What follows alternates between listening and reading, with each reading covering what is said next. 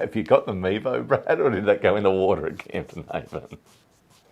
All right, he's given us quite a dirty thumbs up this time, Jimbo. I think there was a little bit of a bet running around as to how long our Mevo was going to last this year. You thought I was going to throw it in the water in Tassie. Well, I was pretty certain that Brad was going to throw it in the water at Campton Haven, but nonetheless, we made it through. And look, speaking of Campton Haven, we should say welcome to everyone, for starters. Looking at Campton Haven, I was unbelievably impressed with that location. It had everything. The fishery on paper looked like it was meant to be. I think it performed in the format that it was going to, based on what we could see, online, what we were looking at, what we were reading. Yep. The facilities at the park just screams a bigger event.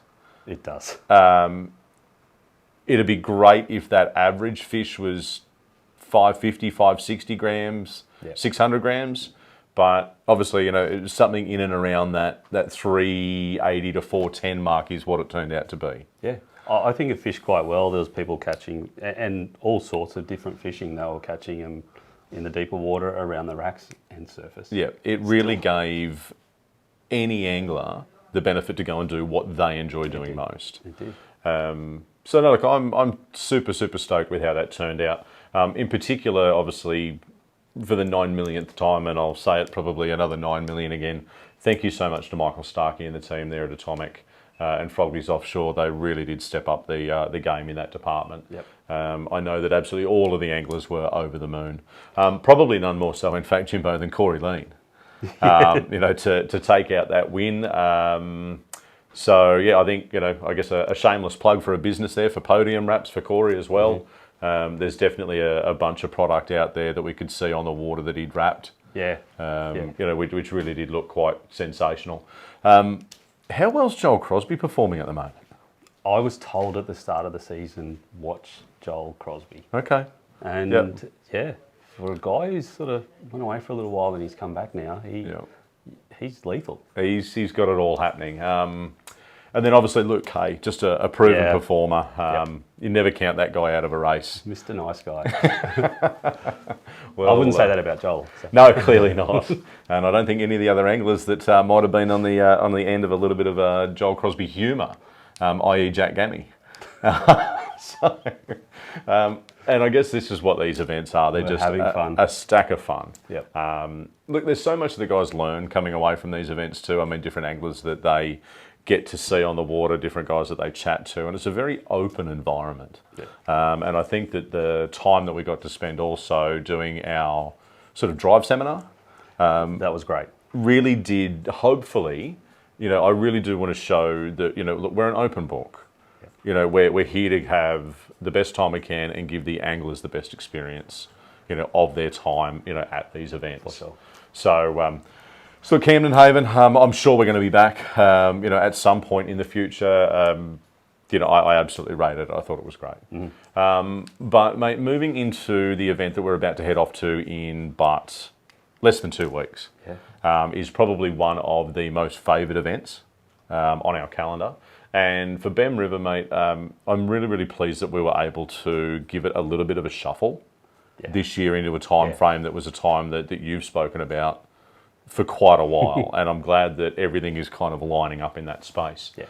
Water levels at Bem look really, really good. I know that the last time we were there, we had, some start line things with weed and the difference in afternoon water to then morning water with tides. Yep. But look, the system is closed, and from what we're seeing on the radar, even in the next 6 or 7 days, there's quite a bit more rain that's likely to come through that region as well. And bump it up a little bit more. So look, I think that, some of them may disappear into some of those back sticks that they might not have been able to get to. But from what I'm also told or seeing online at least, and assuming from some of these anglers, is that some of their pre-fishes were quite reasonable. I could see the size of the fish. My feelings are they're going to be a little bit heavier. Yep. So if we can get up to that sort of 700 to 800 gram average, similar to what we were seeing down at Marlow, that would be really impressive. Yeah.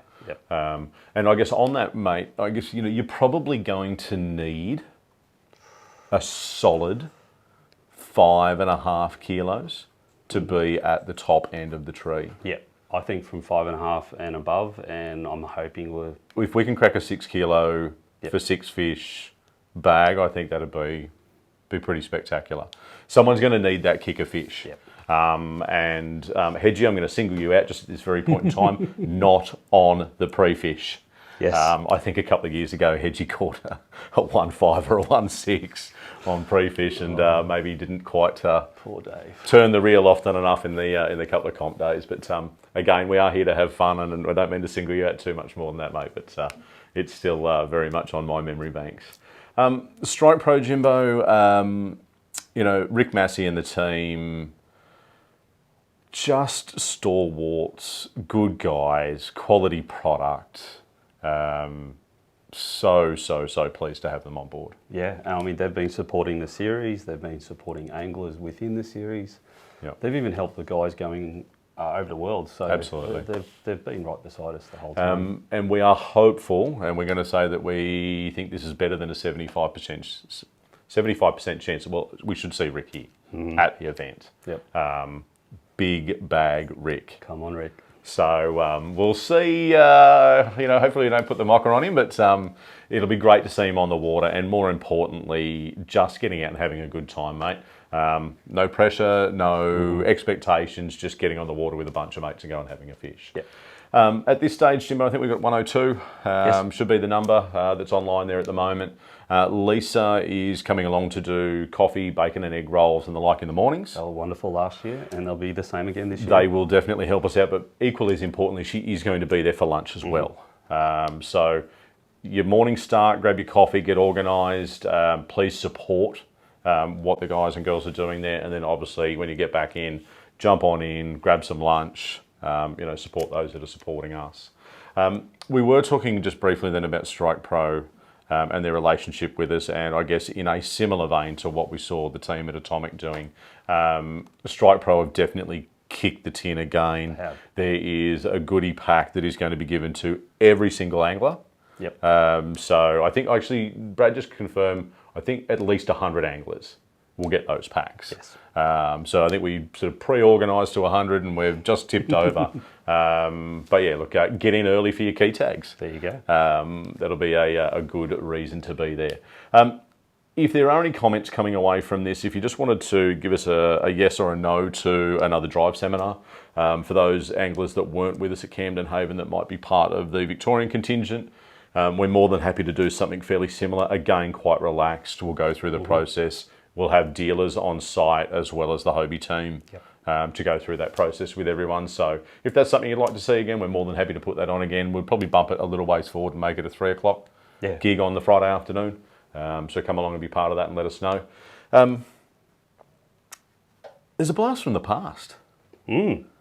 And I would say to you that this guy has haunted people's dreams in years gone by. The details coming away from Andrew Deeth's podcast with having this particular fellow on board, was it 1 year that he had a full clean sweep? Perfect score. Yes. Perfect 500. Yep. Could have been 600 if... Well, I think it was 600. I think he did take 6 wins. Yes, he took 6 wins. And then successfully retired. Yeah. So he went out on top. Thankfully, he was retiring as well. As you were coming in. We're speaking of none other than Greg Lewis. So, Deethy, thank you very much for stirring the pot. And really trying to push as many people through to the event as possible. And, mate, honestly, a massive hats off to Greg. So, mate, the kayak's ready to go. All decked out. I think used to compete at times. Well, maybe not compete. I think he had his own Revolution 13. He started off in a Revolution, yes. Yep, and then obviously had the PA, but he's about to go next level. Like the guy needed any more help. No, I don't. But we'll have him on a PA 14360. Yes. Really looking forward to seeing whether we can actually claw him back a little more consistently. Well, we could maybe put a drogue at the back of his kayak. We've got to handicap him somehow. The man can pedal. So look, BEM is kicking off. It's within 6 or 7 days, 7 days from now. if you haven't entered, don't forget the entries do close at midnight Friday night, midnight tomorrow night. And I'm sure there's going to be a handful of anglers up and about, potentially at that time, sort of starting to think about Carl Jochimson. Of course. For the Bassmaster Classic. Yeah, So if you haven't entered and you're watching Carl and you get the urge, jump on and enter for BAM. It'd be great to see you there. Yes. A couple of other things on our list here, mate. St Clair. Really I'm looking forward to it. Super pumped about this one. It's bass, obviously. St Clair is a sensational fishery. I think I got up there maybe the last time I was there, could have been nearly 10 years ago now. Thoroughly enjoyable camping environment. It's going to be a social event, I guess, on behalf of what we're doing. Entry fees and prize money and the like is there. Yep. Obviously, being a non-brim round at this point in time, it doesn't have the AOY points attributed to it. But if you're looking for a weekend away with good mates, that there's still some dollars and cents on the line. Obviously, put your hat in the ring. But come along and be part of it. We really do need to see the numbers for these events. Yeah. If they're events that effectively don't get supported, then it will just simply say to us, then it's obviously not something that we will look to include in the future, or it's not part of our plan moving forward. Yeah. But if they are supported, then it's the type of event that we can look to add to that AOY and a part of the overall series that is then truly the Hobie Kayak Fishing Series, rather than being the Hobie Kayak Brim Series. Correct. So you've got to vote with your feet. That's right. There's only one way to do it. So be interesting to see where we land with that one, mate. But we do really need, at least 50 or 60 people along to that to make it a viable prospect for us. It's still a cost of business from our point of view, but we are trying to understand whether this is part of the kayak fishing community's appetite. Yep. So look, we really do want to see those bums on seats. For sure. Woi Woi is also coming up. I think it's must be within a 2-week period of St Clair. Yes. So with that being the case, we're going to move on to the team at Hurricane. And obviously with Peter Norden team down there supporting that particular event, it'll be their first event with us, as a series sponsor. I don't think I've seen as fast a take up to entries than this event at this point in time. Not those numbers. Has it been open for 4 days? Maybe 2 days, days in actual fact. Yeah. These are the numbers that we might see after 4 days or 10 days. Mm-hmm. And being over a month out, we're at 65 entrants already. Yep. The talk about capping events, and one thing that I did try to make this somewhat known on a quick chat online, but just so that we sort of say it out loud. Councils are one thing, permits in that space are another, but then insurance, as Jimbo, to do public liability outdoor events is something that we have as part of our, I guess, list of things to tick off. Yeah, that's right. And with that being the case, the 125 that we've imposed at BAM and that we will impose at Woi Woi and then also again at Georges River is going to be in place as a result of our insurance caps. Fair. So if anybody needed some clarification on that, that's where that comes into play. Rather than capping it at 100, we've upped the ante with the insurers to make sure that we can get that coverage. If there's any other questions about that, please yell out. We're more than happy to answer that for anyone. But the long and the short of it is that if you do want to get along to these events, you just need to enter and enter early to avoid any form of disappointment in that space. Yes. 2 or 3 things to quickly wrap up. The AOY race, mate, is fairly tightly fought right now. I've no doubt that Benny Harrison, I think, as in his post, just said, stop it now, we're done, nothing else to see here. Obviously, we have had the Brim Master SA event. Yes. And seeing that event come in as part of that AOY definitely saw a bunch of those Victorian anglers that we might have otherwise drawn up to Camden Haven. Yeah, very true. Shoot across and do the Brim Master SA event. And probably none more so than Tony Petty actually taking real and true advantage of what that event did for him in AOY points. Yep. 99 AOY points. And he backs that up after a win at Marlow. Yep. And, you're at 199 on the 2. So I guess on 2 events, Tony's there. I think Joel Crosby would be coming in second. As it is right now, Benny Harrison, you're in the lead, followed by Tony, followed by Joel. So very, very interesting to see. I think it's going to be a particularly interesting back half of the season. Yeah. One of the final things just to talk about there is St George's Basin, and I think this is the event that is going to come down to determining who our Angler of the Year is. Yeah, it's going to be quite tense at the end of that for a lot of people with the AOY. Yep. But yeah, we've got something different. It is, and we are moving over to the Basin View boat ramp. We have been there before. I'm just going to take a wild guess and say that it might have been 17. I believe so, yep. Or thereabouts. Roughly. I think back in the days of Totally Immersed for us, we actually did a big cook-up down there in the rain with multiple generators and all sorts of things going on. Yes. So that was a whole lot of fun, and I'm sure the basin, based on some other fishing that's going on there of late, I think even one of the local anglers, Scott Barrett, pulled out a $1.2 or a $1.3 mulloway.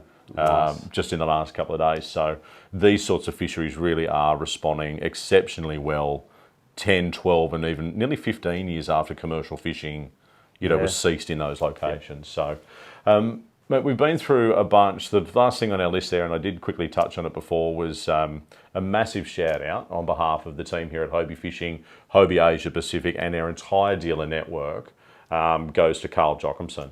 Obviously competing in his first Bassmaster Classic.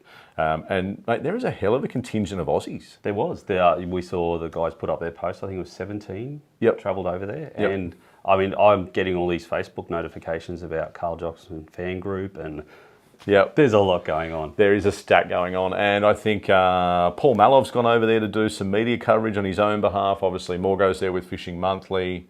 And ABT, all the people that have been sort of in and around that group. Yes. I think Daniel Holder, one of the other Aussie guys, has just sort of shot over there with his partner to go and see what it's all about. So there's a lot to aspire to, and there's a lot to be proud of. Carl represents the Hobie brand in our affiliation with him, and has obviously had a long-standing history, obviously with ABT and Hobie sort of combined, I guess, here domestically. So, mate, best of luck on that one. Stay safe travels for all the Aussies that are over there. And let's see if an Aussie boy can't get somewhere near the top in arguably fishing's biggest stage. Yeah. So with that being said, make sure you get your entries in for BEM. That will close tomorrow night at midnight. Our record, Jim, is 117. We're at 102. It feels like it's a big ask to get there. Yeah. But if you haven't entered, do enter. Prove us wrong. If there's some way that we can eclipse that 117, that'd be kind of cool. But otherwise, any questions or queries or anything that the team at Hobie Fishing can help with, jump onto media@hobiecat.com.au, flick us an email, or jump online and shoot us a messenger message as well as the other way to get to us. Yep. Outside of that, we will see you in, 8 days, wherever that happens to be. Yep. All right, signing off from Hobie Fishing and Bem River, here we come. Hooroo.